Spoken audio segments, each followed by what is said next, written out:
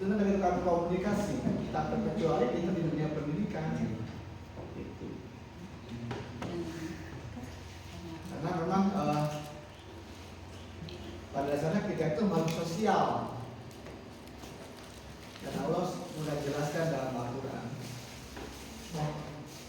dan bagaimana kita bisa berkomunikasi langsung ataupun tidak langsung.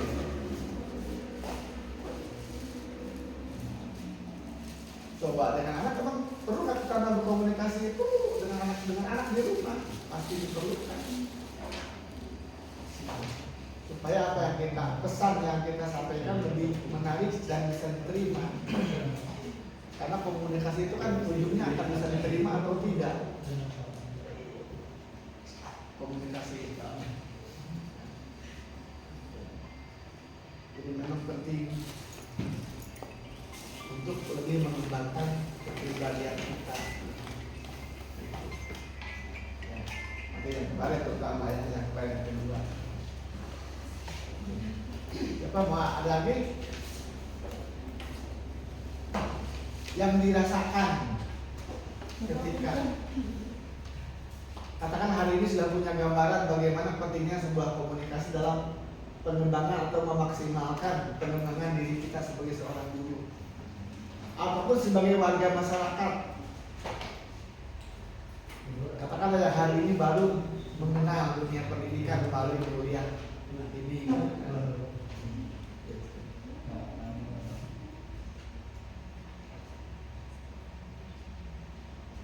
Komunikasi itu kan bagian dari proses branding ya, kalau yang keren sekarang. Bisa diterima, bisa divalidasi, bisa diakui. Coba langsung seorang kiai ngomong nyanyi-nyanyi, ditinggalkan sama jamaahnya. Masih mending ditinggalkan, terus oleh ditimpu gak bimbu saya kiai itu emas. Ini bagian dari komunikasi. Kata Rasul, khatibin nas biqadri uqulihim. Bicaralah dengan manusia sesuai dengan kadar kemampuannya. Itu bagian dari keterampilan berkomunikasi. Salah satu keberhasilan Rasul dalam berdakwah, Rasul hanya 22 tahun ya. Itu karena Rasul memang komunikasinya bagus. Itu kan hadis Rasul. Dinas itu kan hadis Rasul dan juga banyak hadis-hadis yang lainnya yang berkaitan dengan komunikasi. Sehingga di dunia pendidikan pun dalam bagaimana kita bisa mengembangkan kepribadian kita sebagai seorang guru perlu dituntut untuk menggunakan keterampilan, kecakapan, kemampuan dalam berkomunikasi. Walaupun dalam konteks kompetensi guru tidak ada itu komunikasi, yang ada adalah kepribadian. Cuma di dalam konteks kompetensi kepribadian itu di dalamnya adalah ada bagian dari komunikasi.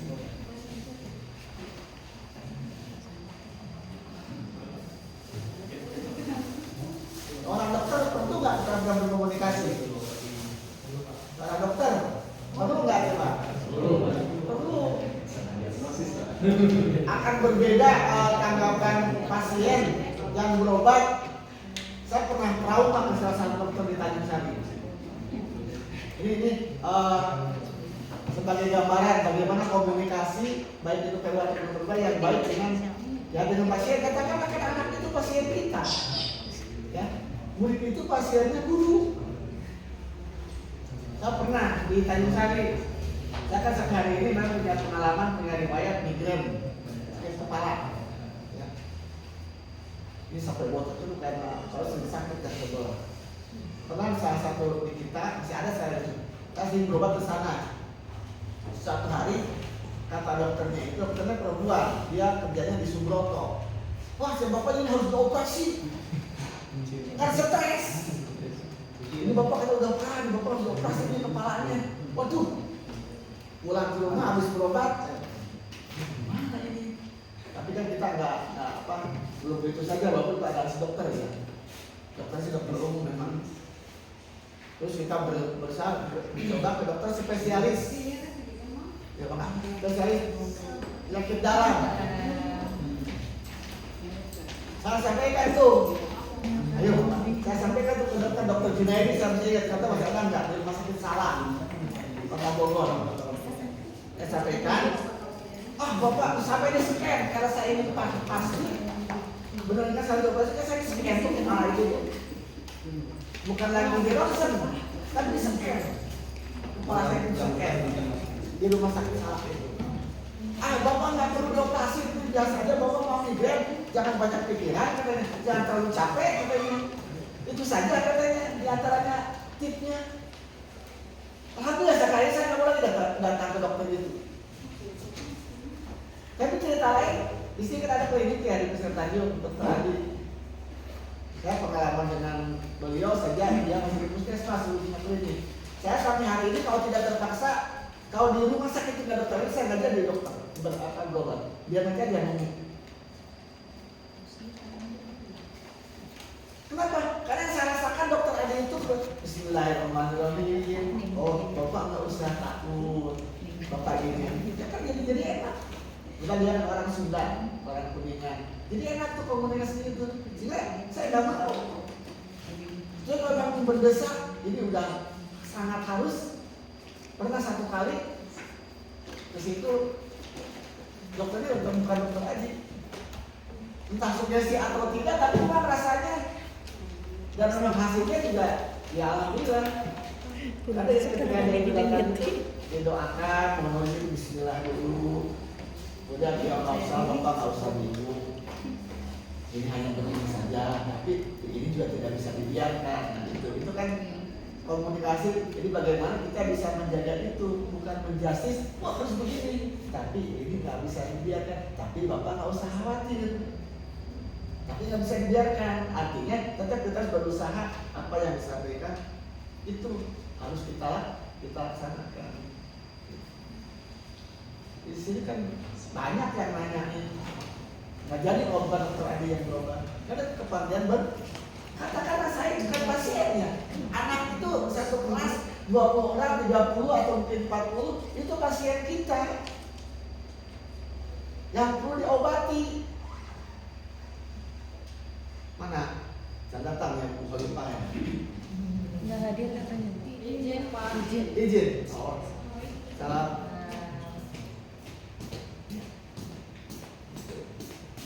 Apalagi seorang guru yang fungsinya bukan hanya sebagai pengajar, tapi bagaimana dia juga menjadi konsultan untuk anak,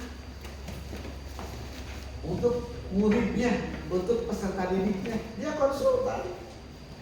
Kayaknya Bu Ipa yang akan saya cerita. Bu Ipa berhasil sekarang anak-anak pada curhat baru lewat tulisan ke Bu Ipa. Bu Ipa, tapi nggak masuk. Jadi lupa kan ini nggak diminta. Itu ya. Ini itu. Jadi memang pada dasarnya tadi karena kita mahasiswa sosial yang pasti saling akan berhubungan, akan saling membutuhkan. Kita juga pun butuhkan murid. Dalam arti mau ngajarin anak muridnya apa jadinya? Begitupun apalagi anak didik kita atau murid didik kita. Nanti masih ada selain yang ini nanti masih ada beberapa materi yang memang setelah selesai mungkin ada. Ini nggak merasakan supaya masih ada 8 ya. Ini 8 materi pokok. Ini baru materi yang ketiga. Nanti kalau ada waktu 8 itu berarti 2 bulan ya, atau terus kalau nggak ada atau kalau nggak ada. Itu. Ada yang lain yang mau bercerita bagaimana hidup-hidupnya di dunia pendidikan?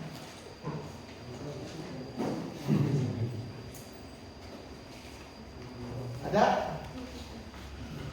Kaum adamnya kali? Pagi yang sekarang akhir di tahun atau kajian kelas 1. Wah, kalau nggak pakai komunikasi, wah bisa repot. Oke. Materi selanjutnya adalah materi yang ketiga. Nanti itunya Pak Ade dikumpulkan ya. Nanti mungkin berikutnya nanti judul. Silakan nanti dikerjakan nanti ya. Jadi nanti kita pertemuan berikutnya kita nggak seperti ini lagi, kita diskusi. Materinya nanti saudara-saudara bisa minta bantuan ke dunia maya. Bener lah Pak Anu. Oke. Kita lanjut. Ini keterampilan komunikasi. Komunikasi adalah kemampuan guru dalam menyampaikan informasi, memahami kebutuhan siswa dan membangun hubungan yang efektif dengan siswa, rekan kerja dan masyarakat. Kemarin katakan bahwa guru itu adalah bagian dari duta masyarakat, ya, representasi dari masyarakat.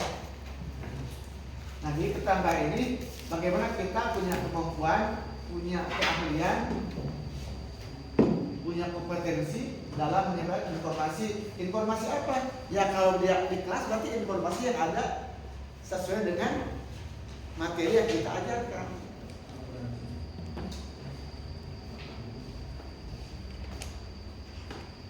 Untuk apa? Ya, untuk memahami kebutuhan siswa. Siswa itu butuh apa sih sebenarnya? Kan nggak disinggung bahwa kita di kelas itu bagian dari, kita juga bisa sebagai mitra,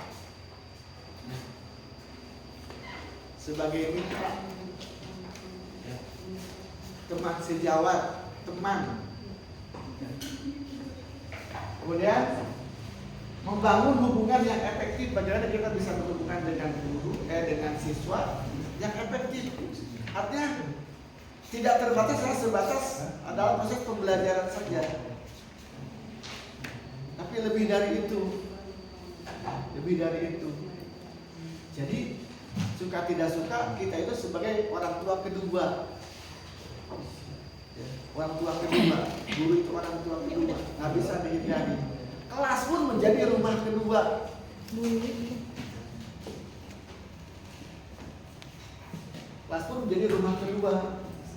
Dengan siswa, rekan kerja, dan juga masyarakat.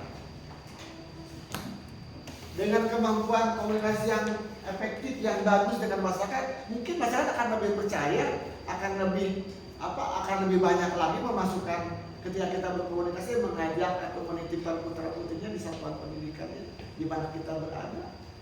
Itu dari kemampuan komunikasi. Coba kalau kita jalan-jalan atau lagi belanja kan suka banyak sales-sales ya, yang bawa brosur-brosur itu, ya, yang masuk kantor sales rokok segala macam. Komunikasi mereka bisa komunikasi verbal dan juga non verbal.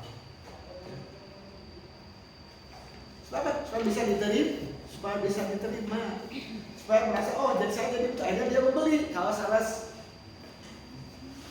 Nah, kalau dengan siswa berarti supaya mereka anak bisa menerima apa yang kita sampaikan dengan tenang, dengan senang, sehingga masuklah ke dalam otaknya untuk pengembangan diri mereka di kemudian hari. Rekan kerja apalagi, kemudian juga masyarakat, karena tiga komponen ini bagian dari audiens dari sebuah proses komunikasi. Masyarakatnya kan bisa masyarakat pendidikan, bisa masyarakat nelayan, masyarakat petani, masyarakat industri. Secara umum bisa begitu.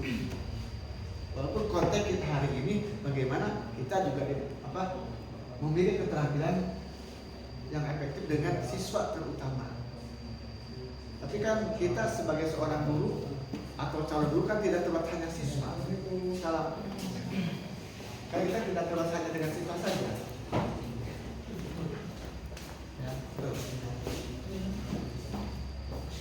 jadi itu yang dimaksud strategi komunikasi itu adalah kemampuan guru dalam menyampaikan informasi dan memahami kebutuhan siswa untuk membangun hubungan yang efektif dengan siswa, rekan kerja yang dalam masyarakat. Jadi 3 kata kunci.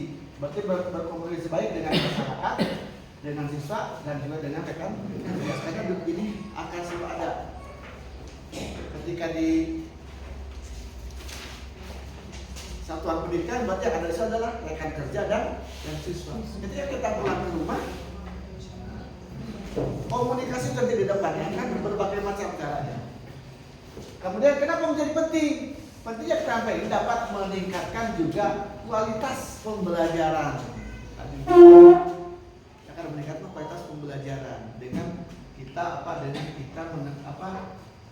lebih terampil dalam berkomunikasi, membangun kepercayaan, percaya diri kita,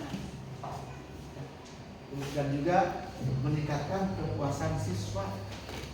Ini yang penting kepada ini. Iya, pentingnya ini pertama untuk membangun kepercayaan kita sebagai seorang guru. Ya.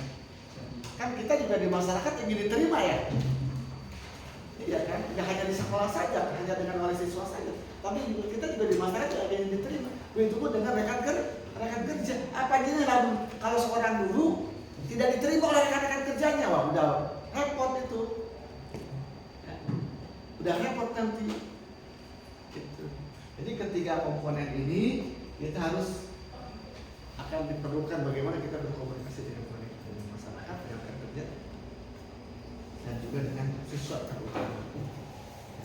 Karena siswa itu nanti kekuasaan siswanya bisa menerima apa yang sampaikan, dan akhirnya ujungnya akan berdampak kepada kepribadian siswa, pengembangan kepribadian diri. Karena siswa itu tadi pernah pertemuan pertama disampaikan bahwa siswa itu mungkin akan mencontoh kepribadian kita, akan mencontoh cara kita berbicara, akan melekat. Coba bayangkan kalau yang di MI, coba di MI 6 tahun itu pasti akan melekat kalau seorang guru sudah memiliki keterampilan cara berkomunikasi dengan efektif dan lebih bagus. Pasti akan teresap, akan lebih masuk ke dalam jiwanya. Kalau yang sudah di perguruan tinggi itu sudah nggak ini lagi. Ya. Kalau sudah di perguruan tinggi itu sudah jadi justru akan lebih bisa dirasakan dari tata cara kita berbicara, cara kita berjalan, cara berpakaian. Itu ada paling tidak sampai usia SLTP. Berarti 9 tahun. Lagi masa tambah bukan pada daerah dengan RA-nya ya. Itu akan berputar. Tapi yang paling lama ada di SD. SDM kan 6 tahun. Bisa dibayangkan. Bagaimana mungkin tidak akan berpengaruh kepribadian lu kepada siswa. Di utama di MTS, kalau sudah di SMA sudah lain urusannya. Ya. Sudah pikirannya sudah kemana-mana. Ya. Apalagi sudah perguruan tinggi. Ya. Apalagi yang sekarang mas hari ini ya. Wah kemana-mana, anaknya segala macam ya. Gitu kan. Tuh. Ya. Ini penting sekali. Intinya penting saya ketaatan berkomunikasi itu untuk kepercayaan diri kita. Nah ini komponen keterampilan komunikasi yang pertama, komunikasi verbal yang langsung. Ya, seperti hari ini saya ngomong di depan saudara, ini akan komunikasi verbal. Ini menyampaikan secara verbal. Nah yang ini yang lebih terasa ini non verbal, kemampuan guru dalam menyampaikan informasi melalui bahasa tubuh, ekspresi wajah, dan kontak mata. Suka tidak suka ketika kita datang ke kelas camerut, pasti anak itu sudah bisa menilai ini ibu guru lagi ada apa nih. Kalau datang cemerut gitu kan, ujung-ujungnya anak sasi kita jadi marahin kan ke sana. Ini yang non verbal yang memang sangat sulit. Termasuk di sini ada cara jalan kita, itu komunikasi verbal, berpakaian kita, dandan kita, diperhatikan oleh anak itu. Ya. Makanya dulu itu kan diharapkan tidak usah kalau dandan ya dandan saja, nggak usah berlebihan. Itu karena itu bagian dari komunikasi nonverbal untuk kita itu, termasuk untuk Bapak Andro dulu pokoknya.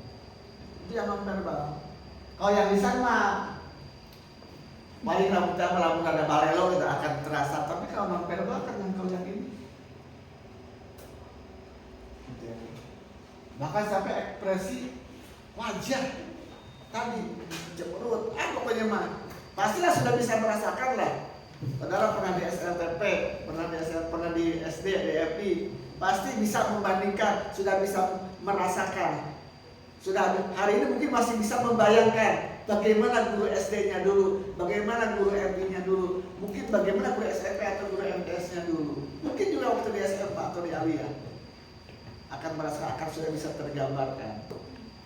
Saya sampai hari ini saya masih ada beberapa orang yang memang masih ada begini gayanya, masih teringat. Kemudian saya katakan bisa saja anak itu ingin jadi guru karena dia senang melihat gurunya, senang melihat gurunya. Ekspresi wajah dan kontak mata, ya pasti ini sudah kita sudah bisa memahami ini. Kontak mata itu kan verbal, kalau ini udah jelas, ya bagaimana kontak mata itu contohnya gini, melotot kita, ya, kayak Bu Tati kalau lagi di sini ada suatu nggak mudah melotot itu kontak mata ya. Anak udah wah isi ibu katanya udah bisa ngerti dia. Itu kan nonverbal. Tengkok pun kita udah pacaran, lihat aja gitu, dia udah ngerti. Yang rese itu nanti dia benar sendirinya, lewat semua mata. Ini yang kedua. Kemudian aktif mendengarkan, kemampuan guru dalam memahami kebutuhan dan perasaan siswa. Nah ini yang terpenting, yang ketiga. Jadi guru harus bisa merasakan, harus bisa mendengarkan secara aktif kebutuhan dan perasaan siswa. Mas.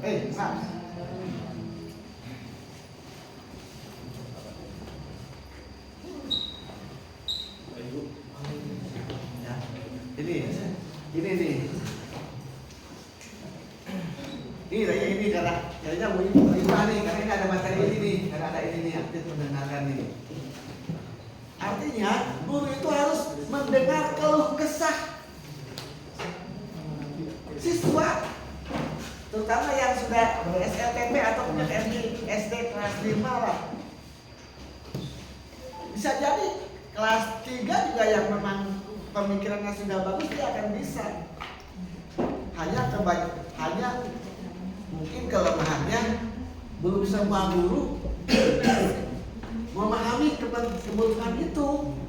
Datang karena mengajar dari jam 7 sampai jam 12 sudah pulang selesai. Karena kan ini perlu komunikasi. Ya. Kemarin disinggung sedikit ketika ada anak kesiangan, ya dipanggil ngobrol anak sini. Ibu perhatikan, katakan atau bapak perhatikan, kamu juga beberapa hari kesiangan. Kenapa sih kesiangan?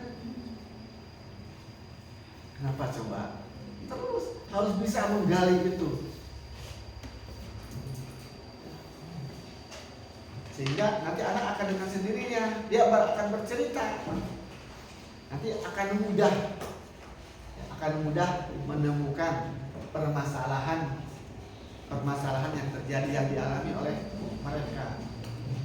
Makanya di kurikulum sekarang itu kan bahwa kita sebagai mitra, apa yang dapat saya sampaikan sebagai mitra mereka. Karena yang terjadi sekarang masih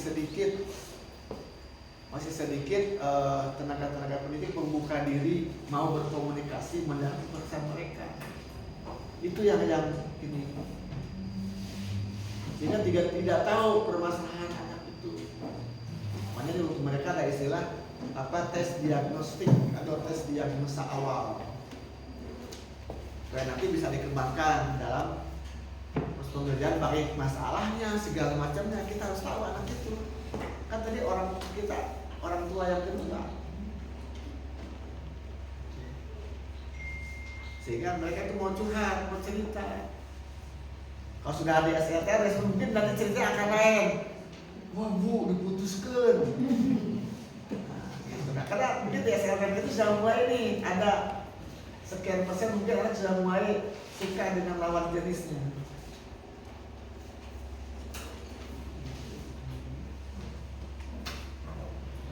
Dan ternyata satuan pendidikan yang hanya menerima perempuan saja dengan yang menerima laki-laki ternyata lebih sulit dan hanya perempuan saja. Di timur ada satu Darul Marhama itu semua peserta didiknya perempuan, ternyata lebih sulit.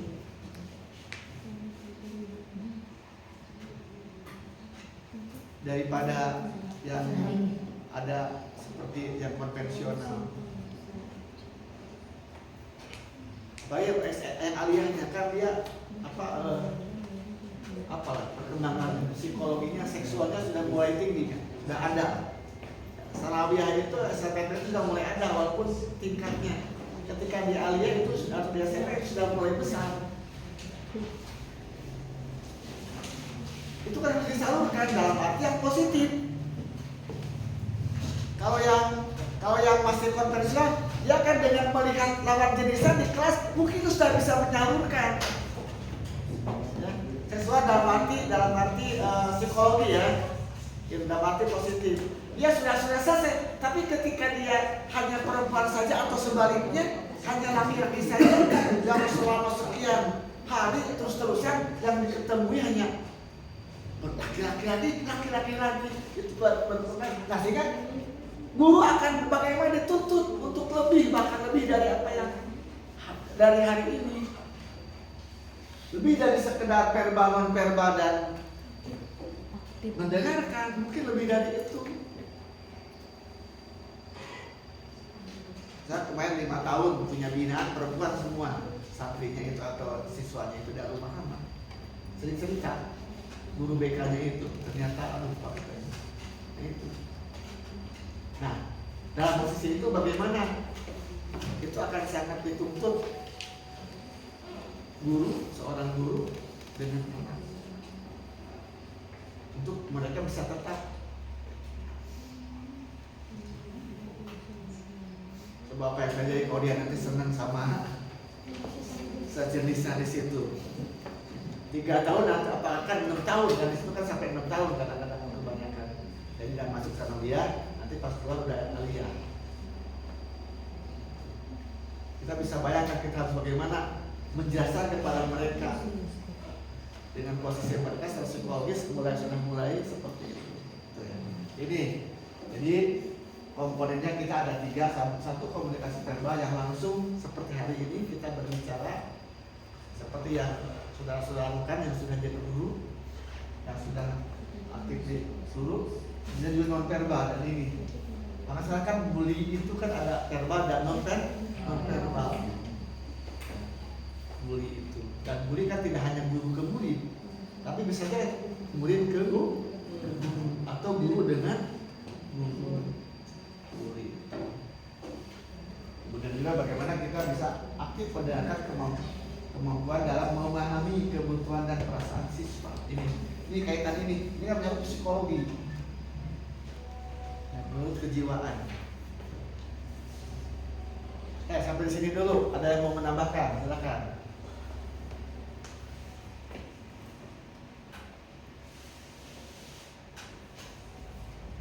Atau mau cerita yang sudah aktif di pendidikan, mungkin dengan pimpinannya, dengan kepala satuan pendidikannya, mungkin dengan TU-nya, mungkin juga dengan teman sejawat dengan gurunya dan lain sebagainya.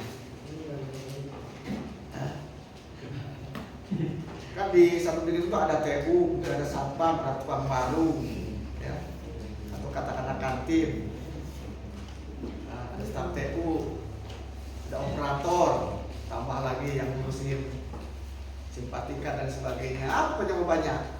Ada yang mau cerita? Biar berbagi, biar sharing. Biar sharing. Ayo. Ayo sok ke supaya terbosan. Ayo bercerita sok hari ini. Ayo. Biar yang lain mendengarkan. Enggak apa-apa.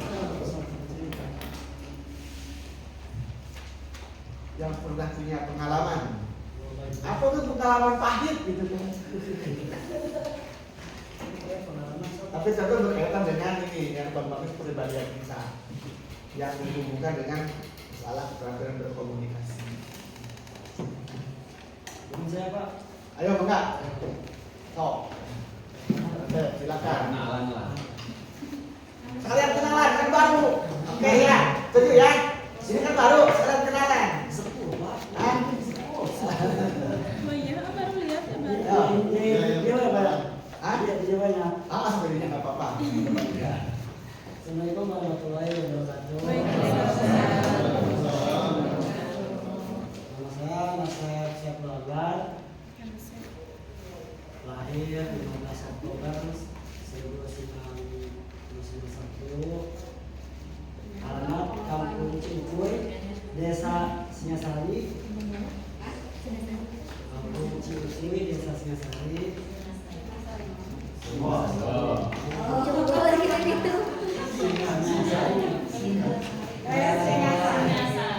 Status menikah punya 2 orang putra. Untuk pendidikan sama aja pendidikan mah. Kalau bercerita saya sekarang di magang di SMK dan SMK saya bercerita mungkin dari segi penampilan aja, dari penampilan dulu. Mungkin dari teman-teman di sini ada mungkin bertanya-tanya sedikit kecilnya itu kenapa rambut dikuncir-kuncir. Saya yakin pertama masuk aja saya udah yakin itu. Kok guru dikuncir-kuncir? Ya. Itu mahasiswa di sini bukan guru di sini mah. Iya, nah, maksudnya mungkin bertanya-tanya, ya mungkin teman-teman berpikir, wah kok guru penampilannya seperti itu. Teman-teman ketahui, saya bisa berpenampilan seperti ini karena emang sedikit banyaknya dari anak SMK, putri maupun putra sering melihat bosan Pak, baju kayak tadi, celana teh kayak tadi, itu sama. Terus saya bertanya, harus kayak gimana saya? Itu kata anak perempuan, outfitnya Pak harus berubah. Saya bertanya lagi, kalau seumpama saya merubah outfit saya, kira-kira kalian senang apa enggak sama saya? Saya bahkan pertanyaan seperti itu. Dan alhamdulillah kalau outfitnya bapak bagus saya senang. Itu keterampilan antara komunikasi dengan murid. Sedikit banyak berpikir, apa mungkin saya searching ke TikTok outfit dulu? Ya teman-teman, sampai saya pengen berpikir walaupun hanya muka pas-pasan setidaknya saya punya outfit yang bagus. Saya berpikir, oh mungkin sebelum itu ya udah mungkin rambut saya dicuci dulu kali ya. Sebelum saya melakukan hal itu, tetap saya meminta izin kepada pihak yayasan kepala sekolah untuk gimana Pak penampilan saya seperti ini. Kalaupun memang tidak disetujui, mungkin akan saya potong. Dan alhamdulillah beliau silakan Pak selagi emang itu nyaman buat anak-anak dan contoh. Tetap saya membatasi kuncian ini karena memang takutnya anak-anak berpikir rambut panas lebih panjang, masa saya mau dipotong, takutnya begitu Pak. Nah itulah penampilan komunikasi saya, takutnya mungkin teman-teman lebih banyak pengalaman segi keterampilan dan komunikasi, dan tentunya masing-masing tingkatan mungkin beda Itu mungkin yang saya sampaikan. Selanjutnya mohon maaf. Assalamualaikum warahmatullahi wabarakatuh. Oke, berarti yang barusan itu bagian dari komunikasi non verbal supaya bisa diterima oleh anak dengan tadi apa istilahnya? Oh, saya baru mendengar. Jadi dalam kaitan komunikasi mungkin kita sedikit yang harus mengikuti tren hari ini. Karena substansinya hanya satu kita. Substansi kita di kelas kita bisa diterima oleh anak. Jadi kita sudah diterima oleh anak, insya Allah nanti apa yang kita sampaikan juga akan bisa diterima. Itu substansi dari kelas itu. Ya. Nah, ini boleh pandai. Apa lagi ya Pak? Apa lo bang?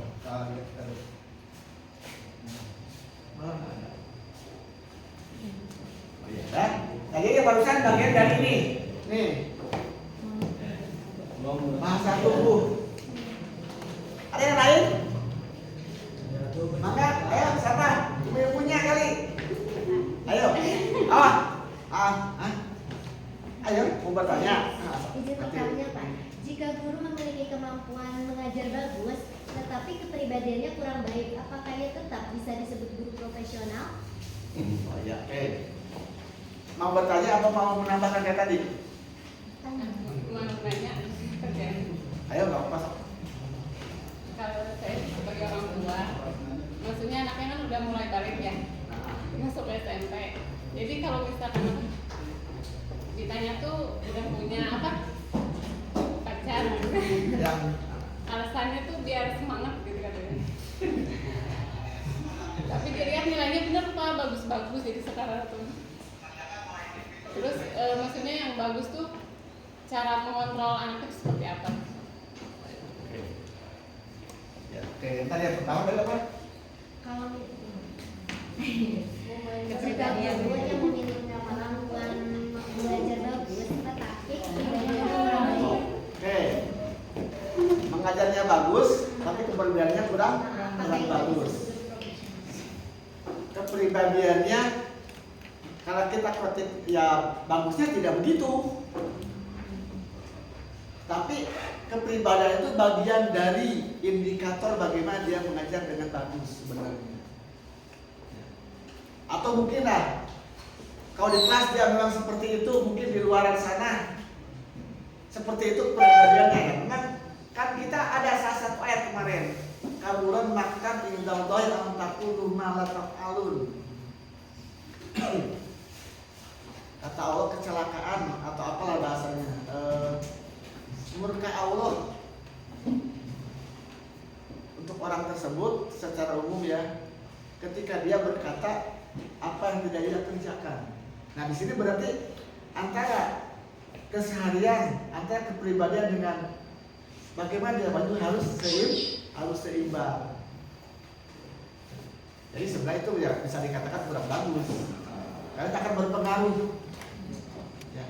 Karena kan karena apa? Tadi kan di awal bahwa kompetensi guru itu ada 4. Dan pertama yang paling utama itu kompetensi kepribadian. Jadi guru yang profesional itu adalah guru yang memang punya kompetensi kepribadian. Gitu. Kedua pedagogik, ketiga sosial, keempat penilaian. Ada 4. Di situ nanti kalau yang sudah aktif di pendidikan pasti nanti di instrumen itu ada sosial itu apa, kepribadian itu apa. Salah satu indikator kepribadian termasuk bagaimana guru bisa berkomunikasi dengan teman sejawat. Bagaimana dia cara berpakaian, itu ada di sana di kepribadian itu. Bagaimana dia juga melaksanakan memperhatikan norma-norma yang benar, itu bagian dari kepribadian. Nanti kalau mau ini lihat di instrumen PKD itu ada kompetensi guru ada 14. Poin 3.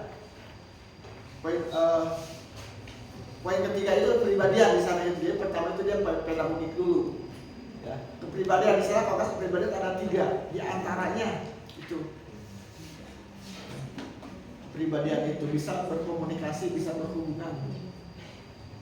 Tidak bersifat eksklusif, tapi inklusif. Kalau eksklusif itu kan merasa diri beda. Kalau inklusif itu berarti berbaur, bersatu dengannya. Itu salah satu indikator guru memiliki kepribadian dan itu dinilai. Yang kedua, tetap mereka, katanya pertanyaan kedua, tetap kita awasi dari segala sisi. Artinya jangan terlalu dikekang, tapi juga jangan terlalu dibebaskan. Ini kata kepribadian anak ya. Ya itu kan memang manusiawi. Dan itu udah menjadi fitrah. Kalau laki-laki pasti senang kepada perempuan, atau perempuan senang kepada, itu sudah fitrah manusia.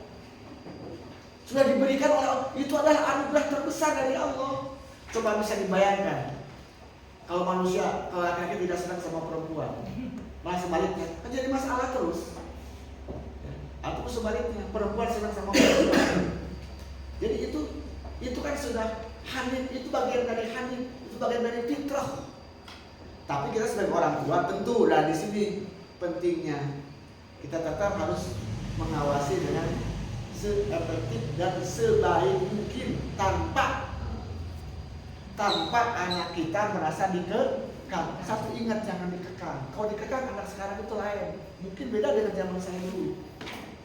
Anak sekarang kalau terlalu dikekang dia akan malah berontak. Tapi kita tetap dampingi. Namanya kamu sama siapa sih? Benar udah punya teman dekat. Orang mana sih? Gak apa-apa.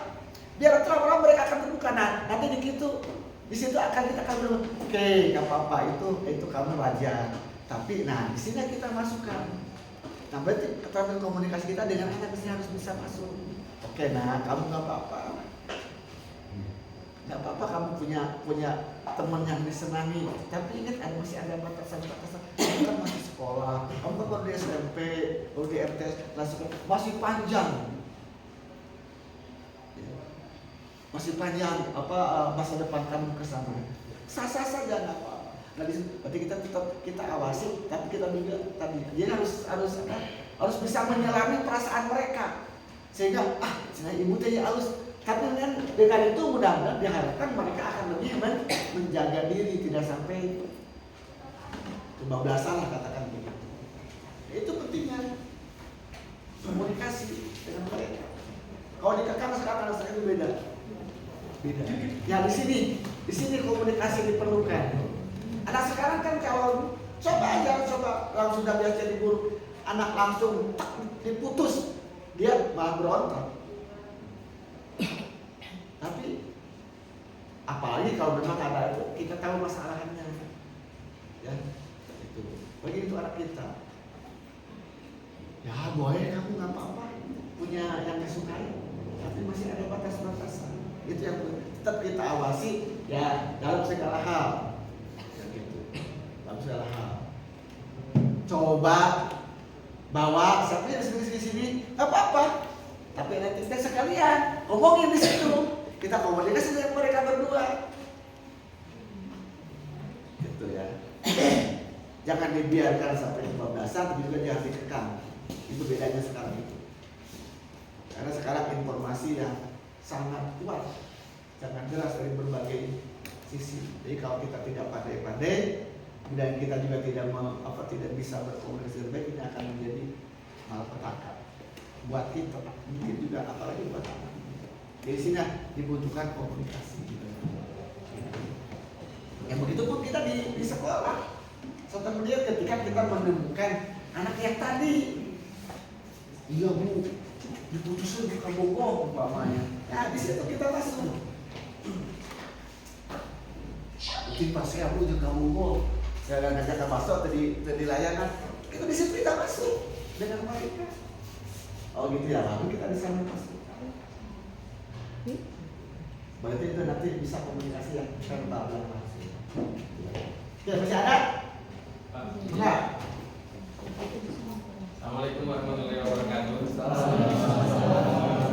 Pertama-tama selamat datang ke teman-teman semua, baik yang perempuan maupun yang laki-laki. Alhamdulillah ini pertemuan pertama. Kenalkan, nama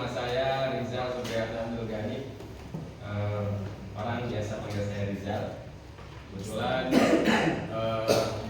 saya tinggal di Jombang, tepatnya di Desa Sukasirna, Kampung Lapangan Jombang. Saya hanya sedikit ingin berbagi cerita kali ya, Jadi mengenai pertanyaan kakak yang tadi gitu soal bagaimana kalau guru tuh ngajarnya bagus, tapi kepribadiannya kurang baik. Kalau saya pikir kayak gini, kepribadian itu kita harus identifikasi dulu kepribadian itu apa gitu. Apakah kepribadian itu maksudnya moral secara pribadi, atau apakah kepribadian itu cara dia berpakaian, atau secara umum? Yang saya lihat itu banyak guru mungkin yang cowok terutama ya, bapak-bapak nih.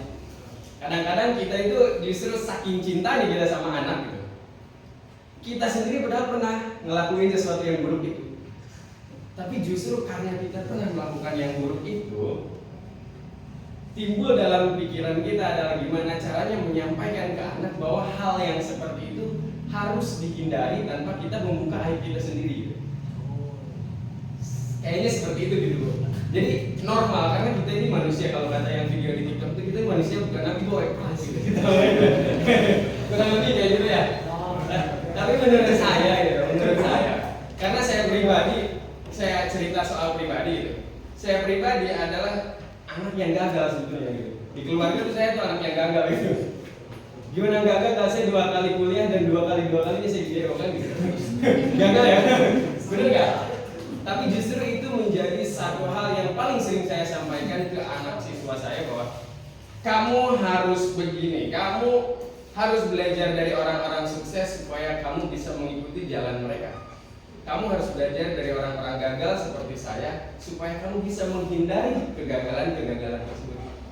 Jadi menurut saya mungkin untuk pertanyaan kakak itu bisa dijawab sedikit dengan cerita saya tadi gitu, bahwa kadang-kadang kita sebagai guru mungkin kita ini bukan makhluk yang sempurna, bukan manusia yang sempurna, tapi justru di situ kita harus mengambil hal-hal yang buruk dalam diri kita ini sebagai bahan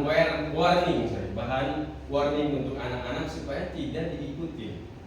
Tapi tanpa harus membuka aib kita. Jadi kita bisa ceritain, oh saya pernah kenal teman begini, padahal itu diri kita sendiri kadang-kadang gitu. Padahal itu diri kita sendiri gitu. Lalu ada satu lagi berkaitan sama komunikasinya, mungkin itu juga bagian dari komunikasi kita sebagai guru. Saya pernah dari salah satu guru saya bercerita bahwa seorang guru itu harus jadi aktor dan aktris terbaik. Bahkan kalau bisa itu dapat itu Emmy Award gitu. Karena dia harus bisa menyembunyikan aslinya dia yang buruk, tapi menampilkan dirinya super baik di depan siswanya gitu. Itu pesan dari guru saya, makanya kadang-kadang ya tapi sambil dalam hati kita tetap berusaha terus kita juga harus memperbaiki diri, kayaknya seperti itu. Mungkin kayaknya seperti itu kurang lebihnya. Mohon maaf Bapak Ibu semua, teman-teman, Pak Haji juga mohon maaf sekali lagi.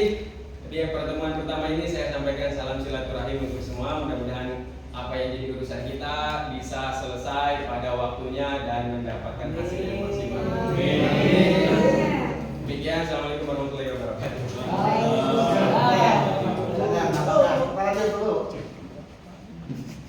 Sekarang strateginya, tadi perubahan kata pembahasan yang pertama menggunakan bahasa yang jelas, artikulasi yang jelas, ya, itu bahasa yang sederhana dan mudah dipahami. Jadi nggak usah bahasanya, nggak jadi aku jadi budak SD mah tong bahasa mahasiswa ngajar nama ngerti, ya. Selain jelas artikulasi juga banyak sederhana yang lebih mudah dipahami. Tadi kan khotibinas bikotbi bukuli, ini mah SD loh, gitu kan. Ini mah SD, ini mah RA, ini mah PAUD. Ini udah SMP, udah SMT, oh ini udah SLTA. Karena udah ada yang SLTA, yang dua ini para cek ini pasti ada SLTA nih, ngajarnya di SMK, ya. Itu akan berbeda memang. Ya. Berbeda. Makanya tadi panacipnya kan anaknya ingin begitu karena memang dia SLTA bisa jadi supaya. Iya. Tapi tentu kita sebagai guru tidak meninggalkan norma-norma yang utama, bukan norma-norma yang utama. Jadi harus menggunakan bahasa yang jelas. Ini sudah pasti ya. Makanya kemarin saya katakan guru itu, seorang guru itu harus memang sehat jasmani dan rohani dulu itu. Nah itu ini kan ini pentingnya. Gitu. Kemudian yang kedua menggunakan bahasa tubuh yang positif. Nah ini artinya bagaimana kita bisa ya menunjukkan kepercayaan diri dan kesabaran. Ketika kita menghadapi anak yang dengan katakanlah dalam tanda petiknya ya itu kan kadang-kadang dengan bahasa saja sudah kelihatan mana ketika kita memang masih bisa menahan, mana tidak. Saya sering merasakan itu. Karena ini ternyata memang nada bicara itu memang penting. Maka kadang-kadang kita mah nggak maksud apa-apa, diterima oleh si ama. Si bapak ini kayak yang marah ya. Memang seperti itu. Saya kan di keluarga itu dicap ya emang si eta mah si Hadi pada emang nada suaranya tinggi cina. Jadi distok aneh sih. Padahal nggak ada yang lain. Itu akan ditemukan. Nah, anak juga akan melihat si bapak ini dia itu sedang marah dengan bahasanya atau tidak. Itu akan dilihat. Itu akan dilihat, akan terasa. Ya. Jadi menggunakan bahasa tubuh yang menunjukkan kepercayaan diri dan kesabaran. Itu tadi kan pasti anak-anak kita itu datang ke sekolah tidak mungkin tanpa ada permasalahan.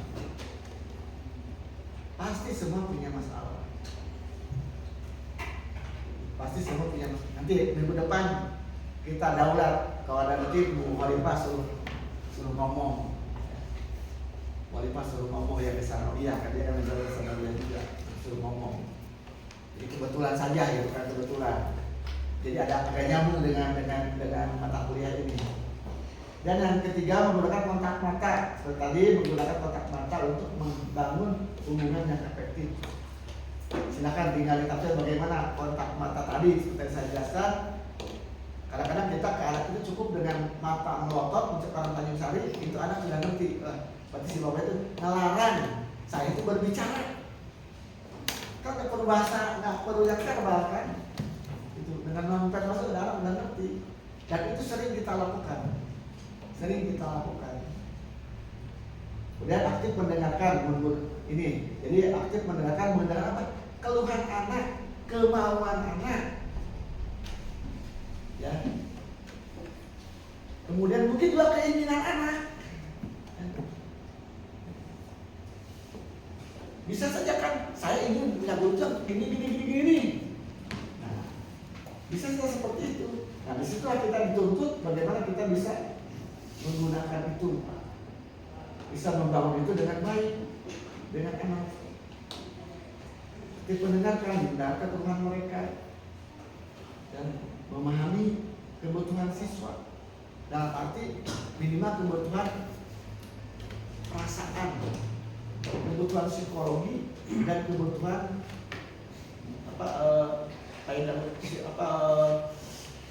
pengetahuan. Itu saja sudah cukup. Kita memahami kebutuhan mereka dalam arti kebutuhan pengetahuannya, arti nalarnya, dan kebutuhan psikologinya. Insya Allah itu. Ya karena anak itu kan ingin dimengerti terus oleh kita, oleh gurunya. Banyak yang terjadi. Anak itu dengan gurunya lebih terbuka ketimbang orang tuanya. Kamu merasa kalau di dunia luar sana kan banyak anak-anak remaja yang lebih senang dengan tanda petik yang usianya sudah katakan dari karena mereka kebutuhan mereka itu rasanya, perasaannya, psikologinya mereka terpenuhi. Yang itu mungkin tidak didapatkan di rumahnya, tidak didapatkan melalui orang tuanya. Nah itu berarti disinilah kita sebagai seorang guru yang notabene sebagai orang tua kedua harus bisa memahami perasaan mereka. Yang ujungnya itu akan berdampak kepada bagaimana mereka bisa mengikuti apa yang kita harapkan, bisa menerima, bisa mengerti apa yang kita sampaikan. Ya. tipnya, ya. Ini strategi, ini tipsnya. Ya. Pertama, ini berlatih berbicara di depan cermin. Ya. Coba, ya, nanti berlatih. Gak apa-apa, sok cara ngajar di kelas, di rumah sendiri di kamar, gak apa-apa. Jangan dikira orang yang bagus tugas itu tidak seperti itu, mereka itu latihan.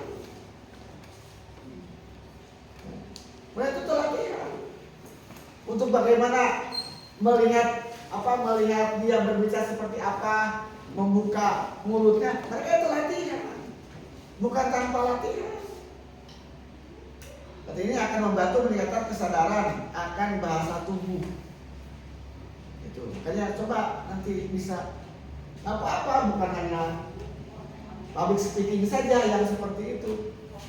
Kita juga apa-apa, guru juga. Mereka diri sendiri. Coba berbicara direkam.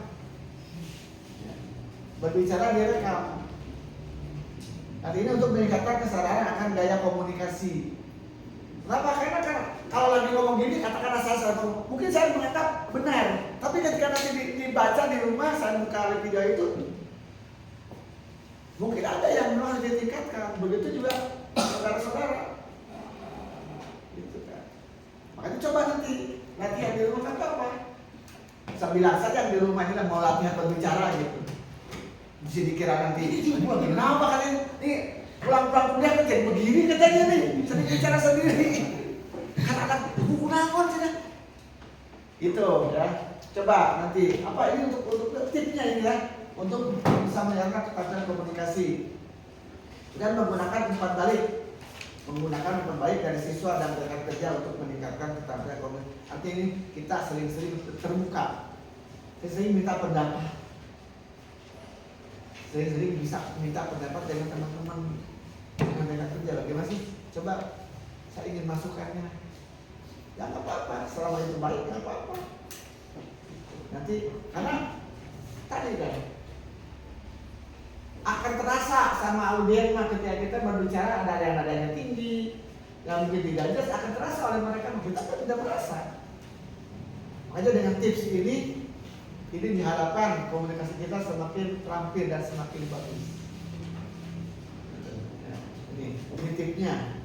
Ya, jadi bagaimana kita jadi ada 3 ya, latihan berbicara depan cermin, sudah kelihatan daya kita berbicara, bagaimana kita bibir kita mengucapkan A, B, C dan sebagainya.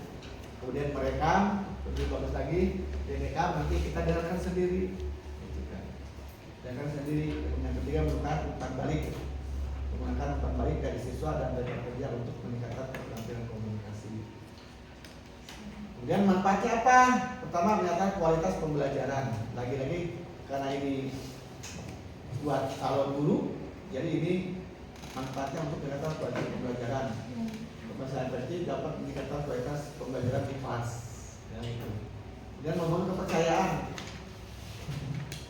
Komunikasi yang efektif dapat membangun kepercayaan dengan siswa dan rekan kerja, berhubung dengan rekan-rekan siswa yang lain. Dan meningkatkan kepuasan siswa dan juga diri sendiri. Jadi akan puas kan? Ketika anak-anak mengerti, memahami, katakanlah dengan yang berujung di hasil pembelajaran, kita kan akan merasa puas.